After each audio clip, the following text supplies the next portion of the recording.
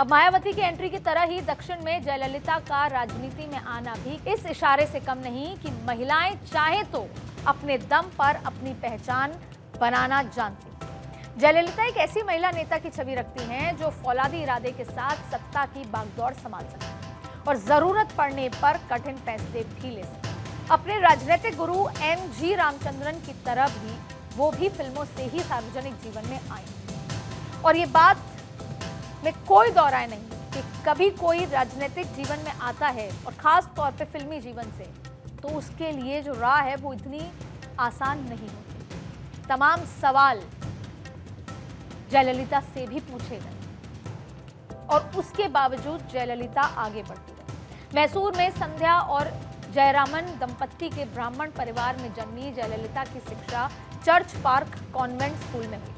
1982 में MG रामचंद्रन उन्हें राजनीति में लेकर आए। उन्होंने जयललिता को राज्यसभा का सदस्य बनाने के साथ ही पार्टी का प्रचार सचिव भी नियुक्त किया गया था, जिसमें जयललिता का पलड़ा भारी रहा और 1991 में वो पहली बार तमिलनाडु की मुख्यमंत्री चुनी गई। वो तब चुनी गई जब तमिलनाडु का हर एक राजनेता ये कहता था कि जयललिता को विधानसभा में घुसने नहीं दिया जाएगा और फिर उन्होंने ये शपथ खाई कि अब मैं मुख्यमंत्री बनकर ही विधानसभा में घुसूं और वो हुआ। लेकिन सत्ता में आने के बाद उन्हें लगातार भ्रष्टाचार के गंभीर आरोप भी लगे, उनको सामना भी करना पड़ा। 1996 में वो चुनाव भी हारे। 2001 में वो एक बार फिर उभरी और दोबारा तमिलनाडु की मुख्यमंत्री बनी। इस बार उन्हें सुप्रीम कोर्ट से करारा झटका लगा और कुछ समय के लिए उन्हें मुख्यमंत्री पद भी छोड़ना पड़ा। इस बीच राष्ट्रीय स्तर पर जयललिता बीजेपी के करीब आई और उन्होंने केंद्र में अटल बिहारी वाजपेयी के नेतृत्व वाली सरकार का समर्थन किया। लेकिन इन तमाम उतार चढ़ाव के बीच भी जयललिता ने राजनीति में अपनी खुद की जगह और पहचान बनाई